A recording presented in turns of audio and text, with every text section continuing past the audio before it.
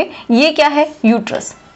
Okay, आप देख पा रहे हैं मैंने येलो येलो बनाया है, तो ये इसके अंदर धंस गया, ये स्ट्रेच हो जाती हैं, फिर उसके बाद वो वापस से उसी शेप में आती हैं। तो कुछ जो यूरिनरी ब्लैडर है वो पूरी तरीके से खाली होगा ही नहीं, उसको हमेशा ही भारीपन फील रहेगा उनको।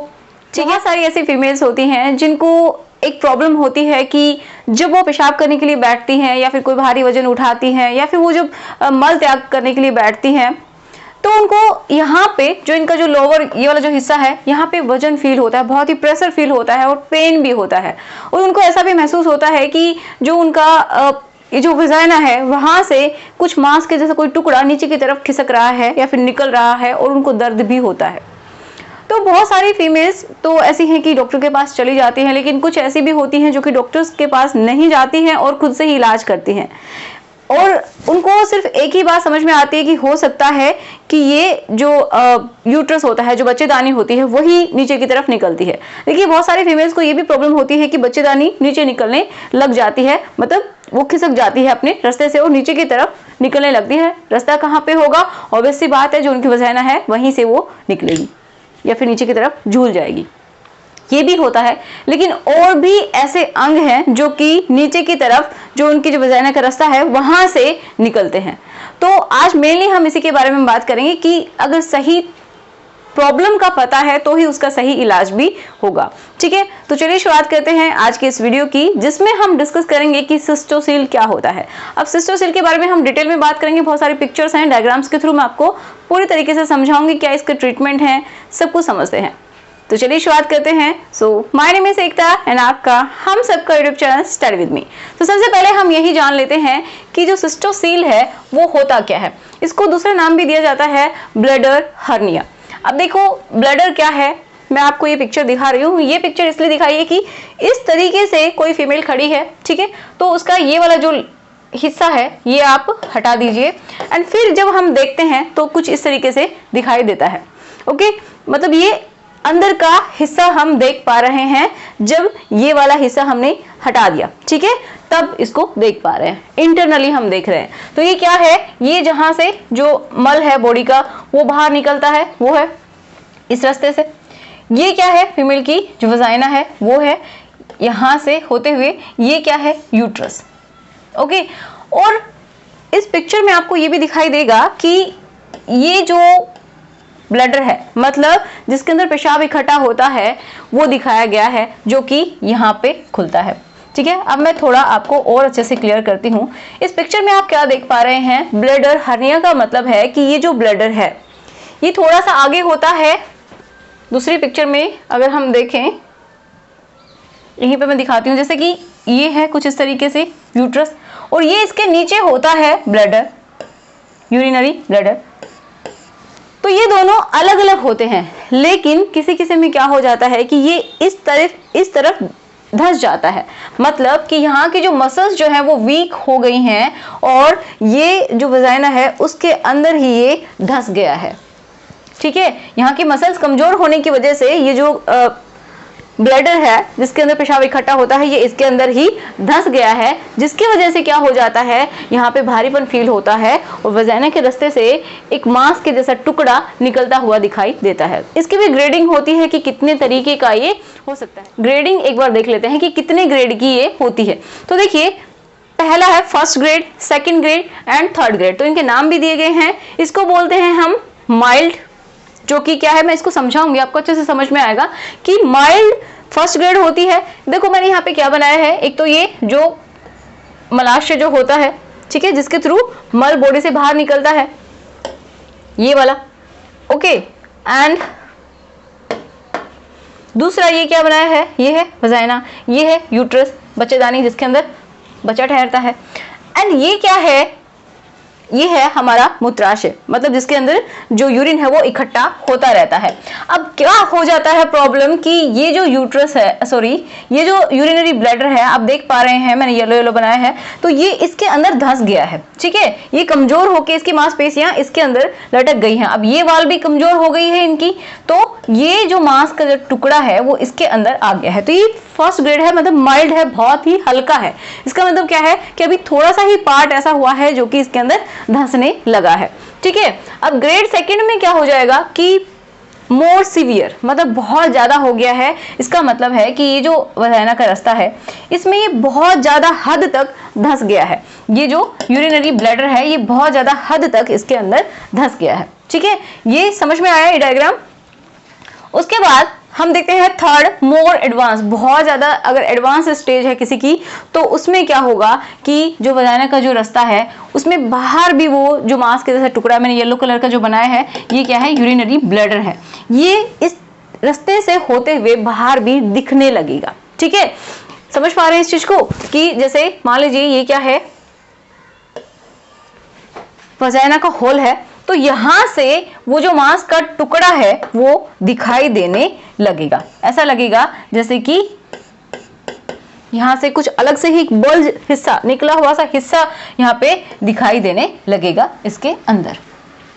ओके, एंड इसकी वजह से उनको बहुत ज्यादा पेन भी होता है और यहाँ पे एक प्रेशर भी फील होता है। उनको हमेशा डिस्कम्फर्ट रहता है कि कहीं कुछ निकल ना जाए बाहर, और उनको पेन बहुत ज्यादा रहता है। ठीक है, तो ये इसकी ग्रेडिंग है। आई होप आपको समझ में आई होगी। देखिए इसमें हम ये देखते हैं कि इसके कारण क्या हो सकते हैं, किस वजह से ये हो सकता है। तो पहला तो है एडवांस एज, कि कोई बहुत ही ज्यादा एज जो फीमेल है उसकी जो मसल्स हैं वो वीक हो गई हैं। ठीक है, तो ये हो सकता है पहला कारण।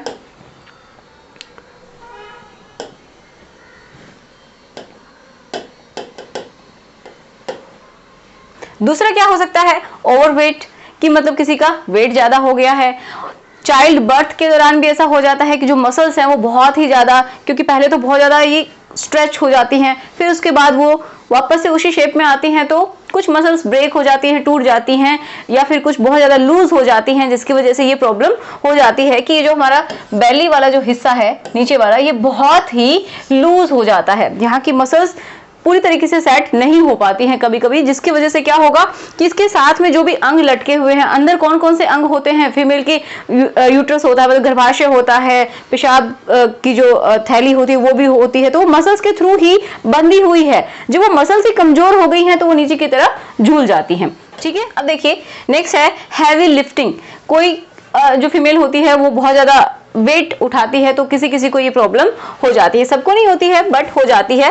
कुछ ऐसे होते हैं जो जिनको क्या होता है, स्ट्रेनिंग मसल्स, मतलब मसल्स में बहुत ज्यादा खिंचाव महसूस होता है। कहाँ की मसल्स, यही की जो हमारा जो लोअर एब्डोमेन वाला जो हिस्सा है, नीचे वाला जो हिस्सा है वहां पे। अब कब होता है ये, ड्यूरिंग चाइल्ड बर्थ, कि जब बच्चे को जन्म देती है कोई फीमेल तो उस टाइम में भी होता है हम। और दूसरा जब बाउल मूवमेंट, मतलब जो वो अपना मल त्याग करती हैं तो किसी किसी को उस टाइम में भी बहुत ज्यादा खिंचाव महसूस होता है और ये प्रॉब्लम हो जाती है। तो ये इसके कारण है। और भी हम कारणों की बात करते हैं। नेक्स्ट है क्रोनिक कफिंग। किसी किसी को बहुत ज्यादा खांसी होती है, बहुत लंबे समय तक किसी को खांसी रहती है, जिसकी वजह से भी यहाँ पे प्रेशर पड़ता है और ये प्रॉब्लम हो सकती है। एक है कॉन्स्टिपेशन। किसी किसी को हमेशा ही कॉन्स्टिपेशन की शिकायत रहती है कि उनका जो मल है वो आसानी से नहीं आता है, बहुत ज्यादा सॉलिड हो जाता है, बहुत ठोस हो जाता है, उनको प्रॉब्लम होती है उसको बाहर निकालने में, तो ये भी एक दिक्कत होती है। एक है पेल्विक सर्जरी, कि जो पेल्विक वाला जो हिस्सा होता है, जो नीचे का हिस्सा होता है, एब्डोमेन वाला हिस्सा जो हमने बताया, तो जो नीचे वाला जो हिस्सा है वहां पे अगर कोई भी पहले सर्जरी हुई है जिसकी वजह से भी ये प्रॉब्लम हो जाती है। Week muscles around vagina. अब किसी किसी में क्या होता है कि जो फीमेल्स होती हैं उनकी जो मसल्स हैं वो बहुत ही ज्यादा वीक हो जाती हैं। कहाँ की, स्पेशली उस एरिया की जहां पे क्या है, ये वाला जो हिस्सा है, यहाँ की जो मसल्स हैं, ये देखिए यहाँ की जो मसल्स हैं वो बहुत ज्यादा वीक हो जाती हैं। जब मसल्स वीक हो गई हैं तो कोई भी ऑर्गन किसी भी अंग में क्या हो जाएगा, लटक जाएगा, ठीक है, झूल जाएगा। तो इसकी वजह से भी ये प्रॉब्लम्स होती हैं।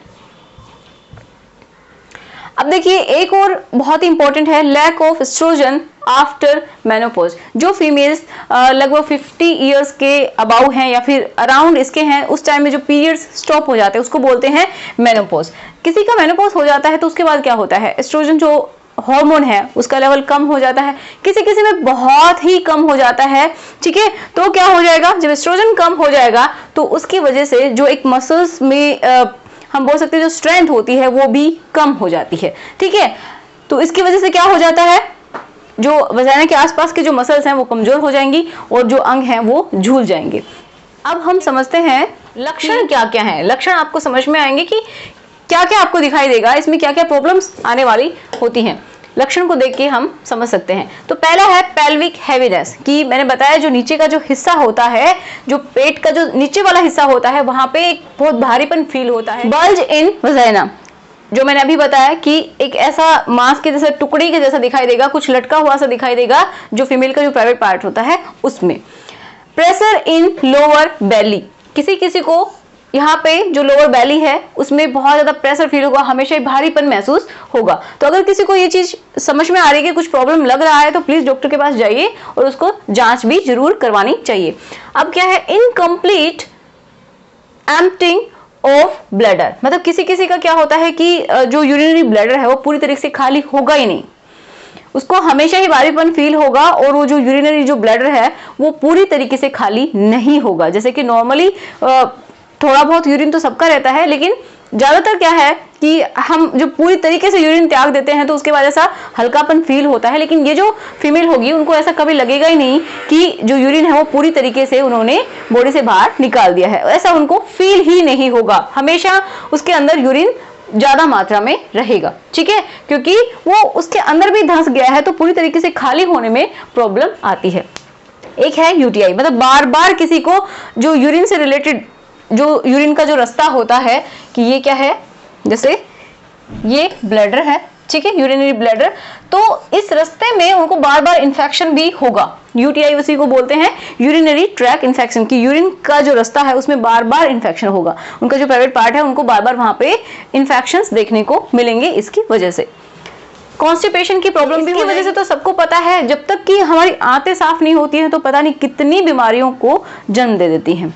ओके, नेक्स्ट क्या है, push organs back up into vagina after urination. और देखिए ये तो बहुत ही बुरी समस्या है कि किसी किसी को क्या हो जाता है कि जब या तो वो क्या कर रहा है, बाउल मूवमेंट कर रहा है, ठीक है, या फिर वो पेशाब करने के लिए बैठती है, तो वो जो अंग है जो कि बाहर निकल गया है, मैंने बताया कि जो ब्लैडर है ये बाहर निकल जाता है वजाइना के रास्ते से, तो क्या होगा, उनको वो अपने आप ऊपर नहीं जाएगा, इतनी बुरी कंडीशन हो जाती है कि उनको उसको पुश करना पड़ता है, ऊपर की तरफ उसको धकेलना पड़ता है, तब वो जाके अंदर की तरफ जाता है, नहीं तो वो नहीं जाएगा। तो ये कितनी बुरी कंडीशन है आप समझ सकते हैं। तो पहले ये समझिए कि प्रॉब्लम कौन सी है, फिर आप उसका इलाज करवाइए। अगर आप खुद से ही इलाज करेंगे तो बहुत ज्यादा प्रॉब्लम्स आपको फेस करनी पड़ सकती हैं।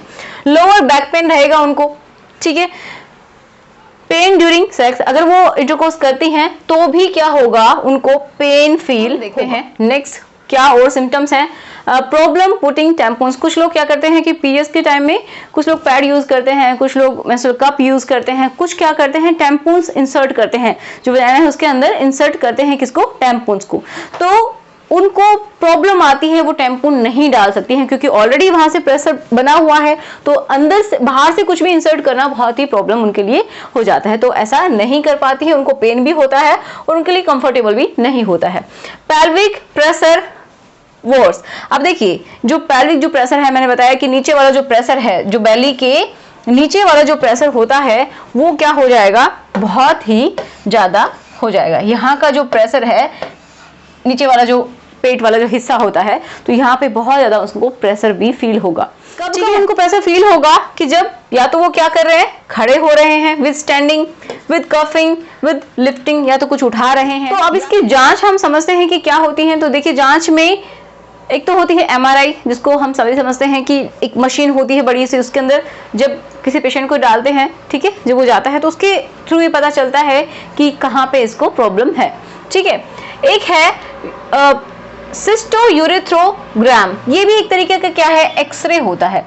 इसमें भी जो ये अंग होते हैं इंटरनली, कि मतलब यूट्रस है, वजाइना है एंड ब्लैडर है, और पीछे का जो रेक्टम वाला हिस्सा होता है, तो इनका पूरा ही क्या करते हैं, एक एक्सरे जैसा निकालते हैं और उसमें क्या करते हैं, डाई को इंसर्ट करते हैं। पहले कंट्रास्ट डाई होती है, मतलब अलग अलग कलर की डाई होती है, जिससे ये पता चलता है कि जब भी वो यूरिन किस रास्ते से बाहर आ रहा है, कहीं यूरिन की वजह से कोई प्रॉब्लम हो रही है, मतलब ब्लैडर धंस रहा है या फिर जो गर्भाशय है वो धंस रहा है, क्या प्रॉब्लम है, वो पूरी तरीके से क्लियर पिक्चर आ जाती है किसमें, इस तरीके के एक्सरे में, ठीक है। तो ये भी एक तरीके का क्या है, एक्सरे ही होता है। नेक्स्ट देखिए ट्रीटमेंट। अब इसको आप अच्छे से समझिए कि ट्रीटमेंट में एक बहुत ही इंपॉर्टेंट चीज ये हम समझेंगे जो कि शायद आपको नहीं पता होगा। तो पहली बात तो ये कि एक्टिविटी चेंज करनी जरूरी है कि एक तो जो अगर किसी को पता है कि उसको प्रॉब्लम है और फिर भी उसको अनदेखा करके वो अपने जो रेगुलर जो काम करता है उस तरीके से उनको नहीं करना है। वेट लिफ्टिंग कुछ लोग करते हैं, उनको दिक्कत है फिर भी करते हैं, तो ये बहुत ही गलत बात है, उनको ऐसा नहीं करना चाहिए, प्रॉब्लम्स और भी ज्यादा बढ़ जाएंगी। ओके, तो एक तो हैवी लिफ्टिंग नहीं करनी है, भारी वेट नहीं उठाना है। दूसरा कीगल एक्सरसाइजेज करनी होती हैं। अब कीगल एक्सरसाइजेज में एक बहुत ही इंपॉर्टेंट क्या है कि जब भी आप यूरिन पास करते हैं, स्पेशली फीमेल के लिए, तो जब वो यूरिन पास करती हैं तो शुरुआत में जैसे ही यूरिन करना शुरू करती हैं तो एक बार के लिए 1 या 2 सेकंड के लिए कम से कम यूरिन को एक बार रोकने की कोशिश करें। ऐसा आप जब भी यूरिन पास करें तब करें और फिर नॉर्मली आप यूरिन को पास कर सकती हैं। तो ये जो एक्सरसाइज अगर आप करते हैं तो उससे क्या होता है कि जो आपकी मसल्स होती हैं वजाना के आसपास तो वो टाइट होती है, मतलब उनका जो ब्लड सर्कुलेशन है वो होता है। तो ये एक्सरसाइजेज बहुत ही इंपॉर्टेंट होती हैं कि मतलब। दूसरा है सर्जरी। कुछ लोगों को ये देखा जाता है कि प्रॉब्लम यहाँ पे है या फिर यहाँ पे है, जैसे कि ये धंसा हुआ है ब्लडर, तो अगर ये प्रॉब्लम है तो क्या करेंगे, इसको उसकी जगह पे फिट करने की कोशिश करेंगे सर्जरी के थ्रू।